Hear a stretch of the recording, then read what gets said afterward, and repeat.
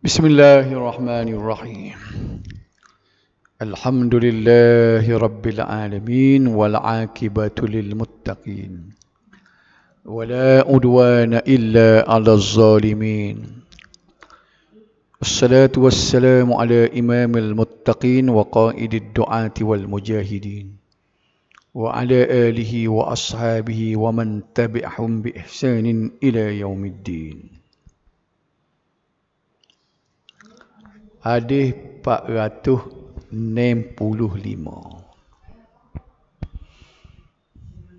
Tubik dah? Nampak? Wa fi riwayatin li muslimin shalla hina kasafatis syamsu samana raka'atin fi arba'i sajadatin. Dalam riwayat Muslim yang lain, baginda solat ketika terjadi gerhana matahari dengan 8 kali rokok pada 4 kali sujud. Maknanya 8 kali rokok dalam 2 rakaat. Gapo kita nak perhati sini? Bercanggah hadis ni dengan hadis yang kita dengar dulu dan kita hurah panjang. Sembahyang gerhana ni dia sama banyak dengan sujud. Setiap satu rakaat 2 kali rokok, 2 kali sujud. Maknanya kalau 2 rakaat 4 kali rokok, 4 kali sujud. Tidak begitu kan? Mari hadis ni pula dia kira ya Nabi ni sembahyang gerhana 8 kali nak rokok. Maknanya dalam rakaat tu 4 kali rokok. Nak kata guano. Kalau 4 kali sujud tu biasalah. Kalau 2 rakaat 4 kali sujud lah. Ni rokok ni banyak pada sujud. Kalau sembahyang sunat biasa 2 kali rokok je 2 rakaat. Ni rakaat 4 kali rokok, 2 rakaat 8 kali rokok. Nampak tak lagu mana Ni supaya gini ni.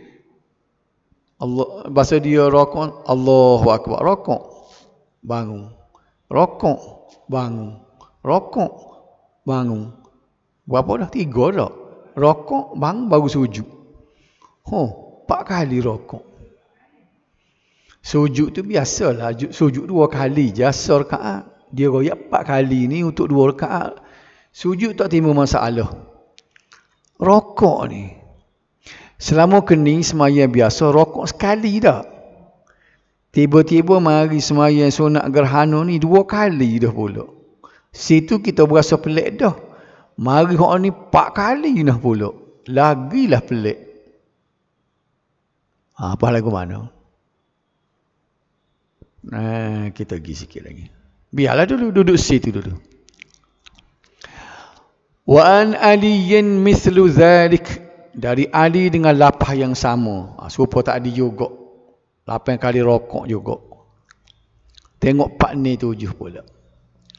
Walahu an Jabir radhiyallahu anhu shalla 6 raka'atin bi 4 sajadatin. Dalam riwayatnya Muslim yang lain dari Jabir, ni hadis Muslim juga, hadis sahih juga. Baginda solat dengan 6 kali rokok dengan 4 kali sujud. Artinya 3 kali rokok rakaat. Nampak dah gambaran tu? Biasa? Nampak dah?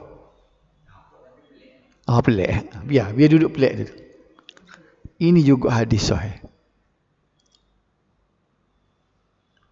Hak 2 kali rokok rakaat tu tak apalah kita terima dah. Tu dah. Biasa boleh kita terima dah. Tiba-tiba mari hak ni dia giroyak hadis tadi 465 tadi 4 kali rokok rakaat 2 rakaat 8 kali. Hak ni pula kurasa 3 kali rokok rakaat. Mana 2 kali 2 rakaat 6 kali. Kan situ tak? Apa nak buat guano? Hadis-hadis sahih berlaku, hadis Muslim. Ahok ni lah nak royaknya. Perlunya orang yang ngaji hadis ni nak reti hukum. Bila nak dapat satu hukum, dia mari daripada hadis. Dan nak tahu hukum ni, bukan boleh baca hadis gitu saja. Dia ada kaedah dia. Sebab lu tak boleh pandai rendah kat orang ngaji hadis. Ni ada ustaz tu sebut kan, Ustaz Usaul. Dia kata orang ngaji hadis ni nak pakai hadis saja, dia kata. Dia pakai direct dengan hadis. Dia tak sepakat ulama.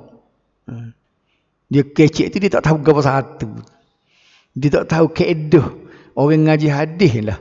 Bila dia tengok hadis ni bercanggah lagu ni, tu dia pakai ulama. Lagu mana ulama hadis nak selesai masalah ni. Tidak pakai ulama ni orang panggil. Saja perangai wuduh dia, ada kecek lagu tu sebab apa? Dia marah sangat. Ustaz-ustaz ni dia marah sangat ke orang hadis sebab orang ngaji hadis ni duduk turut punggu dia. Nanti nak betul hadis yang dia baca. Ni cuba tengok ni dalam YouTube, dalam Facebook yang terbaru. Dia royak dialog di antara Tuhan dengan nafsu.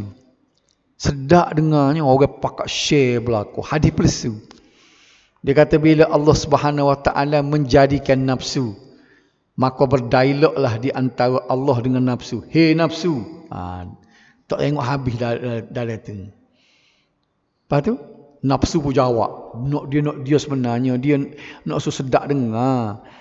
Maknanya nafsu ni dia berdialog dengan Tuhan, dia nak kena kat orang. Supaya orang pakat gung Allah, orang yang tak ngaji hadis dengar tu Allah lagu ni wewe kita pakat share belaka, kita pakat apa pakat ata-ata belaka. Sedang kita benda tu benda palsu. Tak ada dalam hadis-hadis kitab-kitab muktabar. Ia sebut adanya dialog di antara Allah dengan nafsu. Allah dengan iblis ada dialog tu, ada dalam Quran disebut. Apa tak? Bila Allah tanya, "Bapa mu tak si sujud ke Adam?" Iblis jawab, "Ana khairum minhu khalaqtani min nar wa khalaqtahu min tin." Membuat aku lebih baik daripada Adam sebab Adam dibuat daripada tanah, aku dibuat daripada api. Baru ada kalau orang kata berlaku dialog, berlaku perbualan di antara Allah dengan iblis, tu ada dalam Quran, cerita sahih. Ni dia royak Allah berdialog dengan nafsu. Sedap dia baca hadis tu kak. Lepas tu kak royak tengah teriak-teriak dia dengar, orang je dengar tu kak. Dia main emosi. Jadi benih lah ni orang benih dengan emosi. Dia royak dengan cerita sedih, dengan suara seruk-seruk basuh, teriak-teriak berjebek tu kak. Ada muzik latar, tapi barang palsu. Nampak tak? Pasal apa? Sebab dia tinggal ilmu hadis ni. Pakai gedah ikut dah. Jadi kalau jumpa lagu ni, nak selesai ni lah ulama ya selesai. Ulama hadis selesai. Kita tengok lagu mana dah. Tengok 4 ni 8 pula dah. Wali Abi Dawud an Abi Ubay bin Ka'ab. Salla faraka'a 5 raka'atin wa sajada sajdatain wa fa'ala fi thaniyah misla zalik. Dalam riwayat Abu Daud dari Ubay bin Ka'ab radhiyallahu an, baginda salat lalu rokok sebanyak 5 kali dan sujud 2 kali. Baginda melakukan perkara yang sama pada rakaat kedua. Jadi rakaat pertama 5 kali rokok. Rakaat kedua pun 5 kali rokok. Jadi 10 kali rokok dalam 2 rakaat. Lagilah pelik. Tidak pelik lagi ni. Tadi 4, 3, 5 dah pula. Hak kita dengarnya 2 dah. Hak 2 tu penhendah barang ni dah. 3 ada riwayat, 4 ada riwayat, 5 pun ada riwayat. Ni hadis Abu Daud juga hadis yang sahih. Lepas ni buat lagi mana? Benda ni bercanggah. Kita tengok perbincangannya dah. Hadis 465. Mula-mula tadi. Menyatakan Nabi sallallahu alaihi wasallam solat gerhana dengan 8 rakaat dalam 2 rakaat. Mana 4 atau 4 kali rakaat bagi setiap rakaat. Maka ia bercanggah dengan hadis 492 dan 494 yang kita baca minggu lepas. Nampak tak? Bercanggah. Sebab 492 dengan 494 dia kata 2 kali rakaat jah dalam 1 rakaat. Yang menyatakan ni hadis 492 dengan 494 ni. Yang menyatakan rakaatnya sebanyak 4 kali sahaja untuk setiap rakaat. Okey. Salah ni. 4 kali sahaja untuk 2 rakaat ni, bukan setiap rakaat ni. Salah dah. Nanti nak baiki ni. Ni takut salah klik ni. Kita klik mula dah. Yang menyatakan rakaatnya sebanyak 4 kali untuk 2 rakaat. Ni kena tulis dah. D-U-A. Faham tu?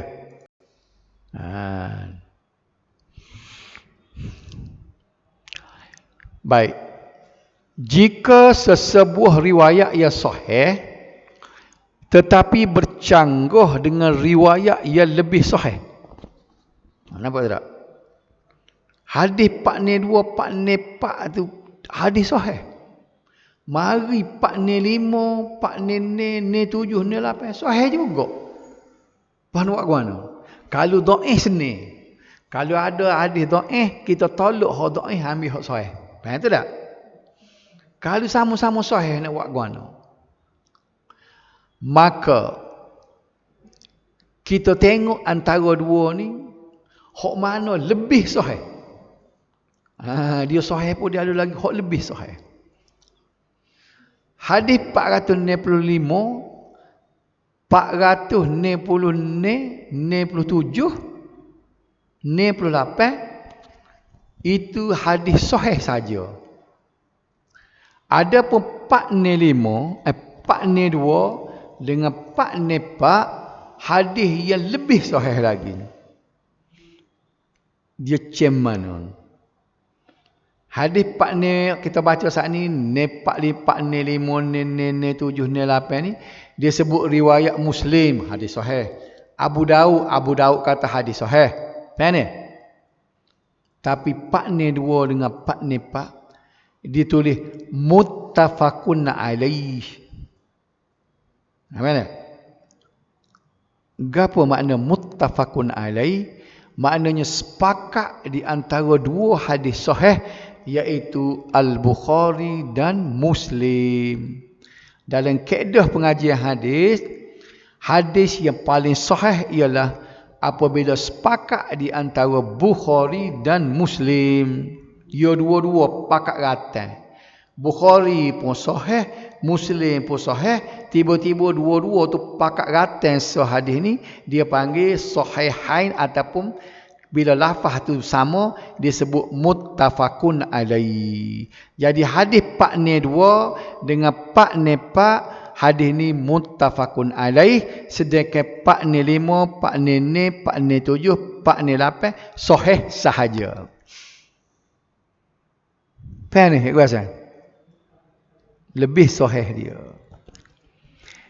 Jadi jika sesebuah riwayat yang sahih 405 sampai 408 tadi, tetapi bercanggah dengan riwayat yang lebih sahih, dia bercanggah dengan 402, 404, maka dia kena beralah.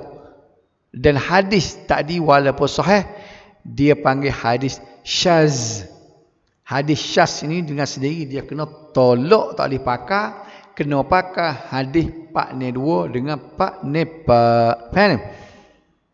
Inilah kaedah ulama hadis dalam dia nak mengistimbak, nak keluar sesuatu hukum. Bukan dia main redah seperti yang kata baca hadis tak pakai nak beramal hadis, baca hadis tak pakai baca hadis gitu. Dia tak si pakai ulama. Siapa dia kata? Mu je kata lagu tunya. Kan? Kat dia pula ustaz jenis orang likung ramah. Wah, pakak sorok dia. Dia bening orang ramah. Ni nak royak ustaz ni kadang-kadang bila dia peminat ramah kan, dia naik seh lah, mula nak perekeh orang tu kata kat orang ni bodoh, orang tu bodoh orang ni. Pasal apa? Dia paling kira ni ramah orang. Orang tu kat liku penuh dia jadi berasa satu kekuatan. Dia mengemban sayap dia. Okay. Hadis Pak Nene de Pak Ne 7 pula masing-masingnya menyatakan Nabi sallallahu alaihi wasallam rokok sebanyak 8 dan 9 kali dalam 2 rakaat. Tadi kan? Sedangkan Pak Ne 2 dengan Pak Ne 4 tu dia kata 2 kali je rakaat.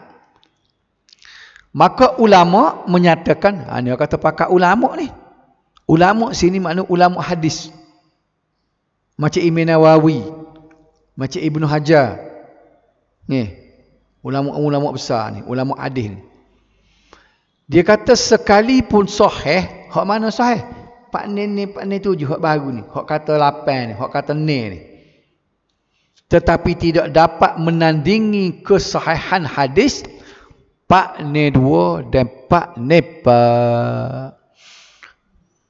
Boleh cerita kat orang cikgu Hasan kalau royak hadis sahih lebih sahih.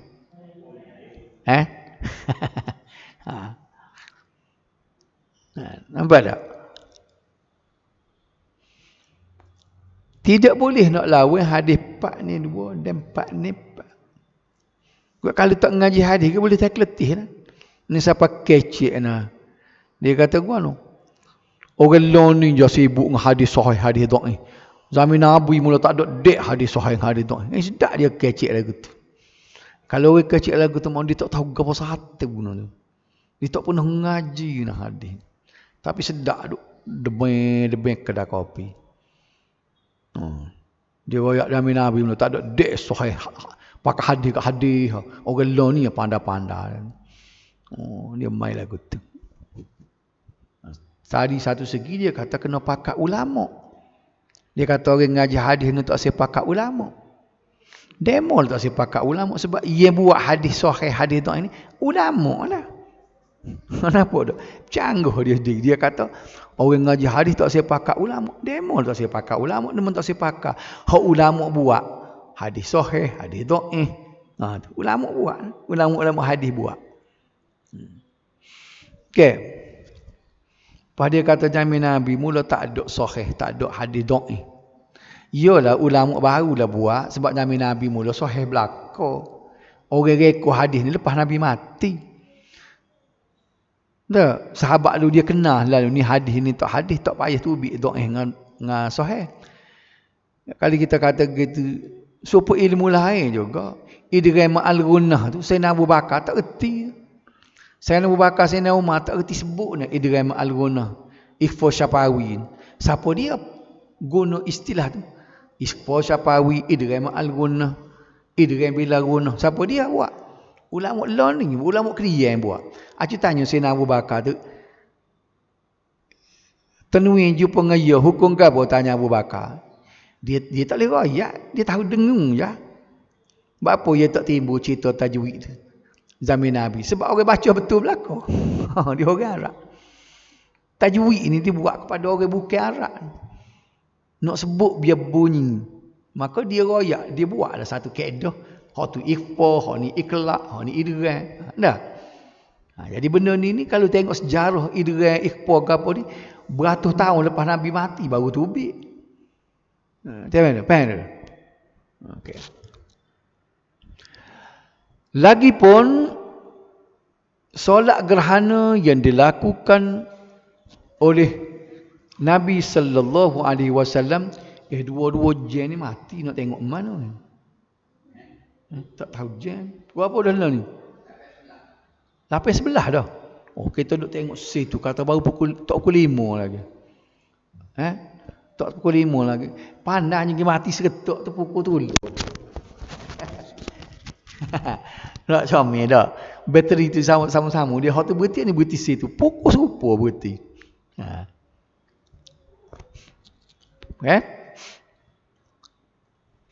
Lagipun solat gerhana yang dilakukan oleh Nabi sallallahu alaihi wasallam hanyalah sekali, iaitu semasa kewafatan anaknya Ibrahim. Dari segi sejarah, Nabi semaya sekali ya solat gerhana matahari ini. Oleh kerana sekali, maka ambil riwayat hak tu lah.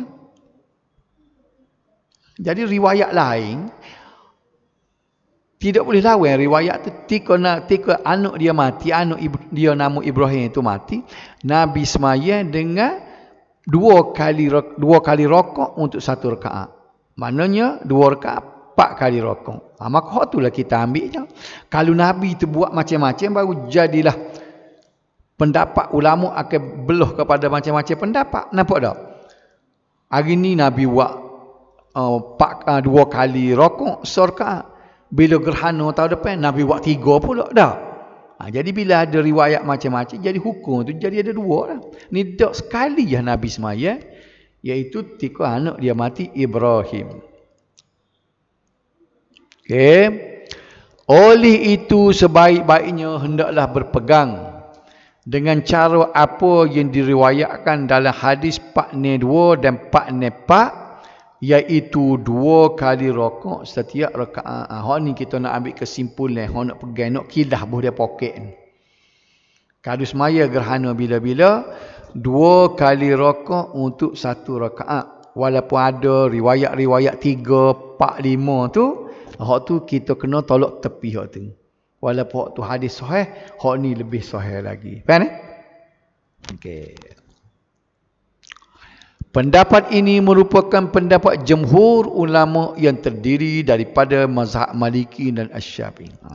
Jadi kita nak sebut perkataan jumhur ulama ni pun, lepas kita pergi rata-rata dulu, tengok pendapat tu, pendapat ni, tengok lagu mana, baru kita boleh sebut jumhur ulama. Ni tak dia guna perkataan jumhur ikut sedap. Jumhur ulama mengatakan sunat mandi sapa. Tengoknya kecek lagu tu. Padahal khurafat. Dia guna perkataan jumhur tu nak suruh bunyi sedap. Orang dengar, Allah, mana ni sebut jumhur. Nak boleh perkataan jumhur, dia kena bahas banyak tu. Gi kok tu, gi kok ni. Barulah tu bik jumhur. Bapa yang dia kata jumhur tu? Kerana mazhab Maliki dan Syafi'i. Mazhab kita ni, nak semaya gerhana, kena 2 kali rokok untuk setiap rakaat. Tapi bila sebut jumhur ni, ada juga pendapat yang tidak jumhur, pendapat yang tidak ramai. Pendapat tadi sebab hadis tu sahih kan. Jadi kalau ada orang semayang tu dia buat 3 kali rokok, 4 kali rokok, 5 kali rokok, ada hadis lah. Tapi dari segi ni dia tidak kuat. Sebab tu jumhur ni, majoriti ni, dia duduk alik hak 2. Faham tak? Okey. Sementara hadis 428 yang menyatakan Nabi sallallahu alaihi wasallam rokok sebanyak 5 kali pada setiap rakaat, hak 5 tu dhaif.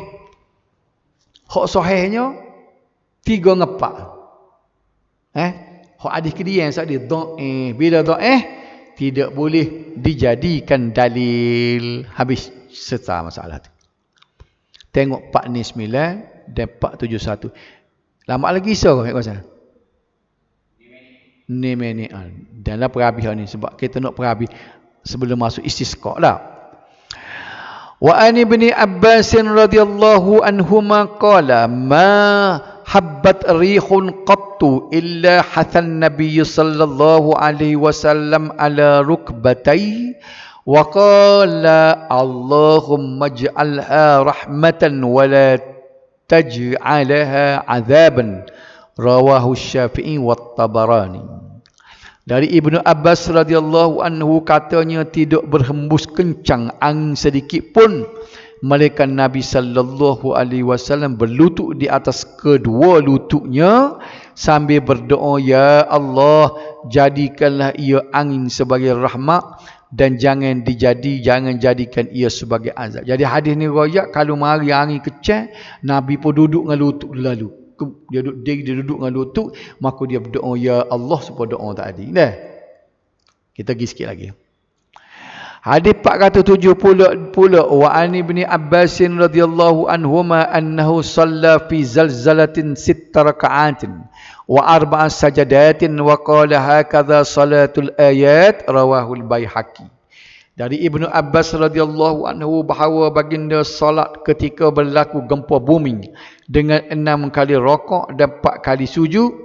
Beliau berkata, demikianlah solat tanda-tanda kekuasaan Allah, riwayat Al-Baihaqi. Baik. Jadi hadis ni dia riwayat Nabi semayang bila mari gempa bumi. Dah. 471 pula wa zakara Syafi'i an Aliyin radhiyallahu anhu mislahu duna akhirih. Imam Syafi'i juga menyebut hadis seperti ini dari Ali radhiyallahu anhu tetapi tiada lafaz akhirnya. Demikianlah tanda-tanda kekuasaan Allah tu tak ada situ. Baik, kita nak bincang ni.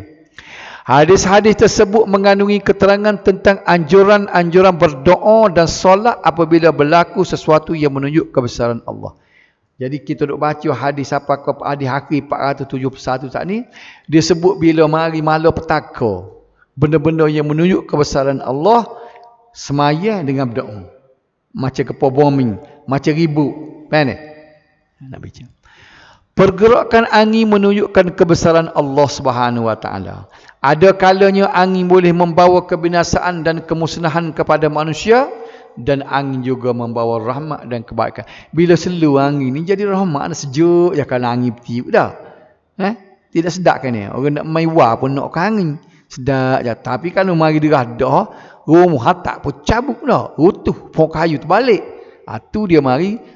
Jadi angin ni supaya api juga. Ketika dia mari lembut gitu, dia mari jadikan rahmat, bawa kebaikan. Tapi kalau dia mari kuat ni, kemusnahan dan bala bencana. Tu dia kedudukan angin. Oleh itu seseorang Muslim tidak harus mencaci angin yang dicipta dan diutuskan Allah, kerana angin juga makhluknya yang sentiasa tunduk kepada perintahnya. Ni. Lain pada orang kita tak boleh marah. Kalau manusia, kalau dia buat uduh, kita boleh kata ke dia. Marah dia boleh mengikut kadar dah. Sebab manusia ni dia akan buat benda salah.